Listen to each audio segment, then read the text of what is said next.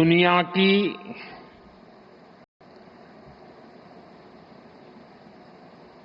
चौथी इकोनॉमी बने हैं। किसी को भी संतोष होगा कि अब जापान को भी पीछे छोड़ करके हम आगे निकल गए, यूके को पीछे छोड़ करके हम 5 बने थे।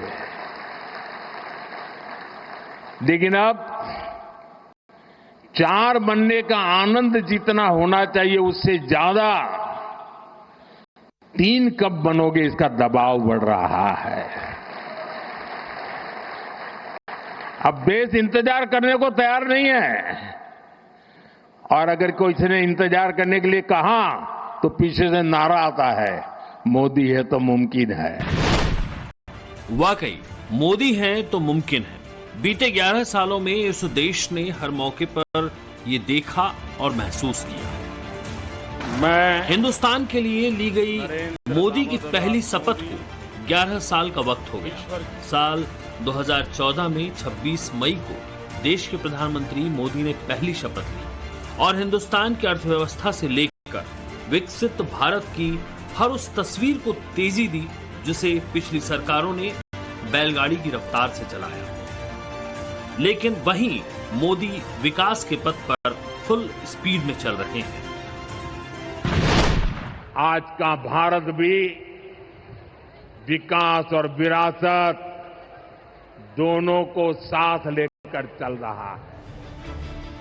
भारत के विकास में इन 2 तस्वीरों का बड़ा किरदार है। प्रगति का हर पथ इन 2 तस्वीरों के बगैर अधूरा है। सड़कों का जाल और रेल का नेटवर्क 140 करोड़ की जनता के लिए नित नई मंजिल के लिए रास्ता सुगम करता है।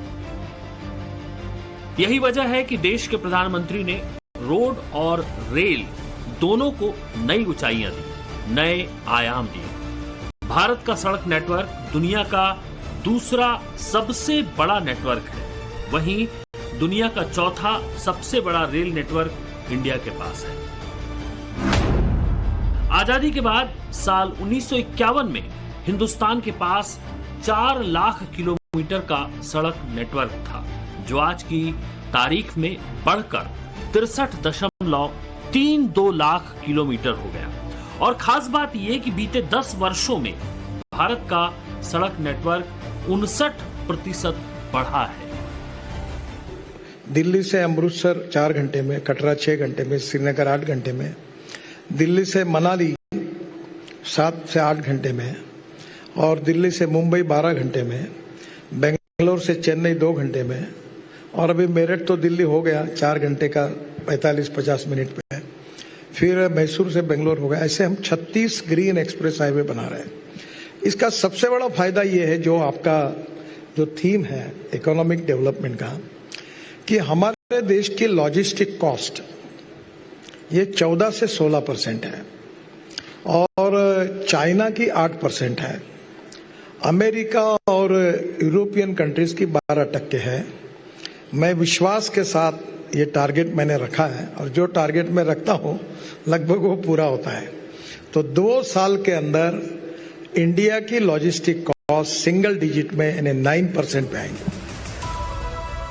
समय और पैसा जिसने बचा दिया वही सबसे बड़ी उपलब्धि है, और वही सबसे अच्छी सरकार। सड़क परिवहन को नितिन गडकरी ने इसी मूल मंत्र के साथ आगे बढ़ाया। रही बात रेल की, तो हिंदुस्तान की लाइफलाइन है भारतीय रेल, क्योंकि हर दिन तकरीबन 2 करोड़ 40 लाख लोग रोज ट्रेन में सफर करते हैं। फिर चाहे वो मेल हो, एक्सप्रेस हो या फिर पैसेंजर ट्रेन, यानी सभी तरह की ट्रेनों में इतने लोग हर दिन सफर करते हैं। दुनिया का चौथा सबसे बड़ा रेल नेटवर्क को किलोमीटर में देखें तो ये तकरीबन 63,028 किलोमीटर लंबा है। इसमें 86,526 kilometre broad gauge, 18,529 kilometre metre gauge और 3,651 किलोमीटर नैरो गेज है। कॉमर्स मिनिस्ट्री के trust India brand equity foundation के मुताबिक भारत में हर दिन लगभग 22,593 ट्रेनें चलती हैं। इनमें 13,452 यात्री ट्रेनें हैं, जो करीब 7,325 स्टेशनों को कवर करती हैं। समय के साथ सुविधा। भारत की रेल भी इसी मूल मंत्र के साथ हर रोज कीर्तिमान गढ़ रही है। भारत के तमिलनाडु में रामेश्वरम द्वीप को मुख्य भूमि से जोड़ने वाला नया पंबम ब्रिज आधुनिक इंजीनियरिंग का अद्भुत नमूना बना, जो भारत का पहला वर्टिकल लिफ्ट सी ब्रिज है।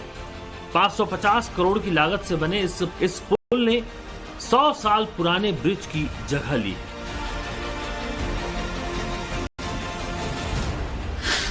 तो वहीं चेनाब ब्रिज को देख लीजिए, जो उत्तर भारत में बारामूला, श्रीनगर, उधमपुर रेलवे का हिस्सा है। कश्मीर घाटी में चेनाब नदी को पार करता ये ब्रिज दुनिया में अपनी तरह का सबसे ऊंचा और सबसे लंबा रेलवे ब्रिज है, जो चेनाब नदी की सतह से 320 मीटर ऊपर बनाया गया है और जिसकी लंबाई 1315 मीटर है।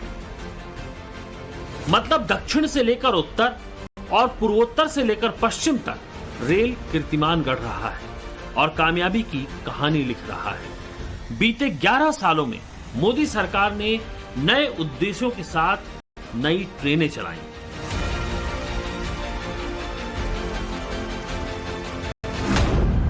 जैसे पर्यटन को बढ़ावा देने के लिए भारत गौरव ट्रेनें शुरू की गई, धार्मिक, सांस्कृतिक और पर्यटन स्थलों की यात्रा के लिए बनाई गई हैं, जो धार्मिक, सांस्कृतिक और पर्यटन स्थलों की यात्रा के लिए बनाई गई है। ये ट्रेन अलग अलग थीम के साथ पर्यटन सर्किटों की यात्रा कराती है। वहीं वंदे भारत और नमो भारत जैसी आधुनिक ट्रेन चलाई गई। किसानों की जरूरत के लिए किसान रेल चली, कोविड से निपटने के लिए ऑक्सीजन ट्रेनें चली। 136 नई वंदे भारत ट्रेन में अब स्लीपर की सुविधा भी आ चुकी है। देश में पहली बार sleeper Vande Bharat express train की शुरुआत उत्तर प्रदेश से ही होगी। इस ट्रेन का रूट फाइनल हो गया है और अब इसकी समय सारणी जून में जारी होगी। इस एसी स्लीपर ट्रेन को राजधानी लखनऊ से मुंबई तक चलाने की योजना है। वंदे भारत एक्सप्रेस की टॉप स्पीड 180 किलोमीटर प्रति घंटा है। नमो भारत की टॉप स्पीड भी 180 किलोमीटर प्रति घंटा है। वहीं शताब्दी एक्सप्रेस और राजधानी की टॉप स्पीड 150 किलोमीटर प्रति घंटा है, जबकि तेजस एक्सप्रेस और दुरंतो एक्सप्रेस की स्पीड 130 किलोमीटर प्रति घंटा है। लेकिन अब भारत में बुलेट ट्रेन आ रही है, जिसकी स्पीड होगी 320 किलोमीटर प्रति घंटा। यानी बुलेट ट्रेन सिर्फ 2 घंटे में मुंबई से साबरमती की 584 किलोमीटर की दूरी तय कर लेगी। अभी सिर्फ 7 देशों जापान, चीन, फ्रांस, इटली, स्पेन, जर्मनी और अमेरिका में बुलेट ट्रेन चलती है। 14 सितंबर 2017 को प्रधानमंत्री मोदी ने जापान के तत्कालीन प्रधानमंत्री शिंजो आबे के साथ गुजरात के अहमदाबाद में मुंबई से अहमदाबाद के बीच अपनी बुलेट ट्रेन प्रोजेक्ट की आधारशिला रखी थी। तकरीबन 8 साल के बाद भारत अब बुलेट ट्रेन चलाने वाले देशों में शुमार होने वाला है। ये मोदी के विजन और दृढ़ इच्छा शक्ति का नतीजा है। मोदी के शासनकाल में इंजीनियरिंग के ऐसे मानदंड स्थापित किए जा रहे हैं जो दुनिया भर में सराहे जा रहे हैं। इसी का बेजोड़ नमूना होने वाला है बुलेट ट्रेन के इस प्रोजेक्ट की 21 किलोमीटर लंबी टनल, जिसका 7 किलोमीटर का हिस्सा ठाणे क्रीक यानी समुद्र के बीचों बीच से होकर गुजरेगा। 250 किलोमीटर की रफ्तार से यह बुलेट ट्रेन समुद्र को चीरती हुई निकलेगी। ट्रेन ही नहीं, स्टेशन भी चमक रहे हैं। 1337 स्टेशनों का अमृत भारत स्टेशन योजना के तहत आधुनिकीकरण 2 साल पहले मोदी की शुरू की गई महत्वाकांक्षी योजना है, जिसका काम तेजी से चल रहा है। मोदी ने रेल को 2 गुनी गति दे दी।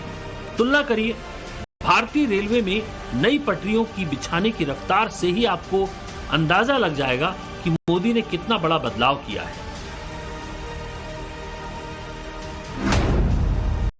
साल 2009 से 2014 के बीच जब यूपीए की सरकार थी, तब हर दिन का जो औसत था वो 4.2 किलोमीटर का था। यानी एक दिन में 4.2 किलोमीटर पटरी बिछाई जाती थी। और इन सालों में कुल 7,599 किलोमीटर पटरी बिछाई गई। वहीं 2014 से 2024 के बीच मोदी के राज में रेल की रफ्तार दोगुना हो गई। हर दिन 8.54 किलोमीटर के औसत से 31,180 किलोमीटर पटरियां बिछाई गई। रेल के विद्युतीकरण में मोदी सरकार ने रिकॉर्ड प्रगति की।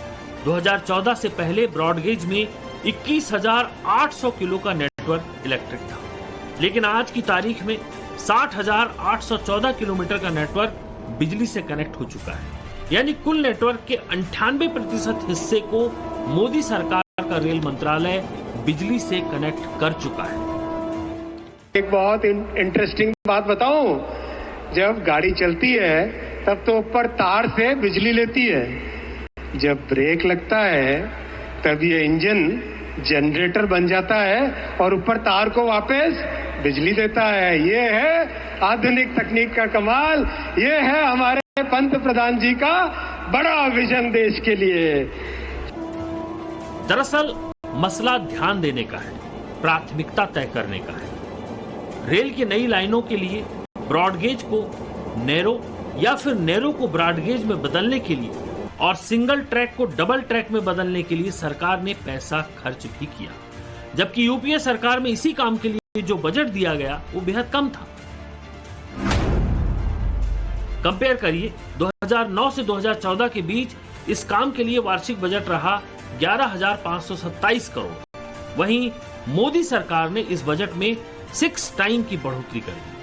2024-2025 में ये बजट 68,634 करोड़ कर दिया गया। पूर्ववर्ती सरकार के विजन और मोदी के विजन में जमीन आसमान का फर्क है। मोदी 2047 के एक भारत श्रेष्ठ भारत के मोड में है, जिसका असर हर कहीं देखने को मिलता है। ब्यूरो रिपोर्ट, टाइम्स नाउ, नव भारत।